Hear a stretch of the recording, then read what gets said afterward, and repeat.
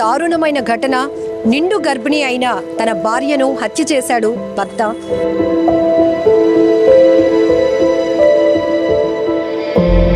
చున్నీతో ఊరేసేసి చంపేశానని చెప్పి ఒప్పుకున్నాడు. అంటే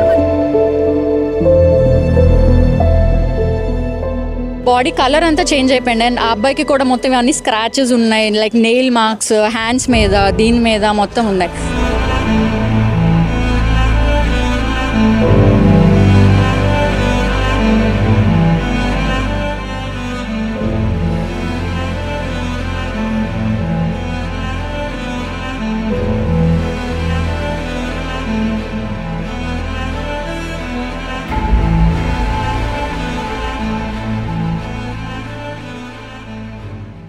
విశాఖలో చాలా దారుణమైన ఘటన.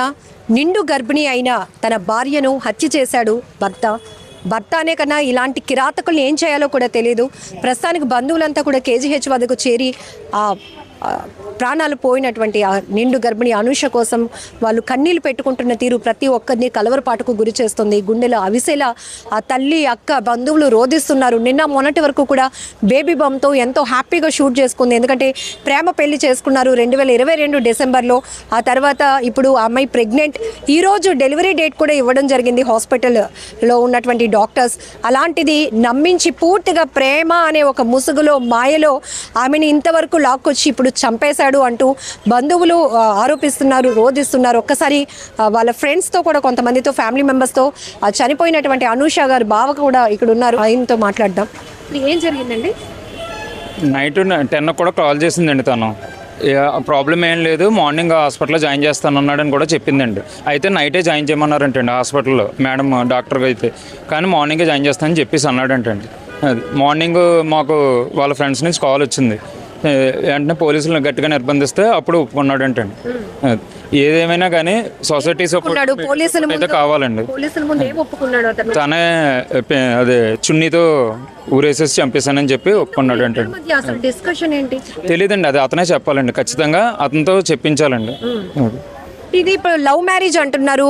ఎవరైతే ఆ భర్త ఉన్నారో వాళ్ళ ఫ్యామిలీలో ఎవరికి తెలియదా అండి? అసలు వాళ్ళ రిలేటివ్స్ అందరికీ తెలుసండి, చాలా వరకు తెలుసండి. కానీ ఎప్పుడు ఇంటరాక్ట్ అయితే చేయలేదండి.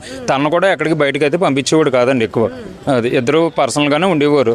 2022 మ్యారేజ్ అయిన దగ్గర నుంచి కూడా ఒకవేళ వచ్చినా 2-3 అవర్స్ మించి బయటకు అయితే వచ్చేది కాదండి. మీరు చెప్తున్నారు తను చాలా హ్యాపీగా రెస్టారెంట్స్కి వెళ్ళాము, ఇష్టమైన ఫుడ్ ఎంజాయ్ చేయాలనుకున్నాను. ఎందుకంటే తను కొన్ని రోజుల్లోనే బేబీకి డెలివరీ ఇవ్వబోతున్నారు కాబట్టి, ఒక తల్లి అమ్మగా పోతుంది కాబట్టి చాలా హ్యాపీగా బేబీ బంతో కూడా ఫొటోస్ కూడా మీరు నాకు షేర్ చేశారు. ఏంటి ఇంత దారుణం అసలు? యాక్చువల్లీ నైట్ డాక్టర్ చెప్పారంట జాయిన్ అయిపోండి అని చెప్పారంట. సో మేము నైట్ వీడియో కాల్ మాట్లాడాం, అప్ టు 11:30 వరకు మాట్లాడాం. సో ఏం చెప్పారంటే, లేదు గని చెప్పాడు మార్నింగ్ వెళ్దాము, ఇప్పుడు ఎందుకులే డెలివరీయే కదా చూసుకుందాం అని చెప్పాడు. సో మార్నింగ్ మాకు కాల్ చేసేటప్పటికి అన్కాన్షియస్ అయిపోయింది, పడిపోయింది అని చెప్పాడు. ఎన్ని గంటలప్పుడు? 7:30 ఆ రేంజ్లో మాకు ఫ్రెండ్స్ దగ్గర నుంచి కాల్స్ వచ్చాయి. సో అన్కాన్షియస్ అయిందంటే మేము హాస్పిటల్కి వెళ్ళాం. వెళ్ళేటప్పటికే లైక్ పల్స్ ఉంది, డాక్టర్ చూస్తున్నారు అని చెప్పారు. ఒక 10 minutes తర్వాత అమ్మాయి చనిపోయిందని చెప్పాడు అని చెప్పారు. మేము అప్పటికే చూసేటప్పటికి బాడీ కలర్ అంతా చేంజ్ అయిపోయింది ఆ అమ్మాయికి టోటలీ. సో మేము అప్పుడు కేజీహెచ్కి తీసుకొని వచ్చేసాం. వచ్చిన తర్వాత అప్పుడు ఈ డాక్టర్స్ మాట్లాడారు, పోలీసు వాళ్ళు మాట్లాడాక సో తను అప్పుడు ఒప్పుకున్నాడు. అబ్జర్వ్ చేసాం, బాడీ కలర్ అంతా చేంజ్ అయిపోయింది. అండ్ ఆ అబ్బాయికి కూడా మొత్తం అన్ని స్క్రాచెస్ ఉన్నాయి, లైక్ నెయిల్ మార్క్స్ హ్యాండ్స్ మీద, దీని మీద మొత్తం ఉన్నాయి.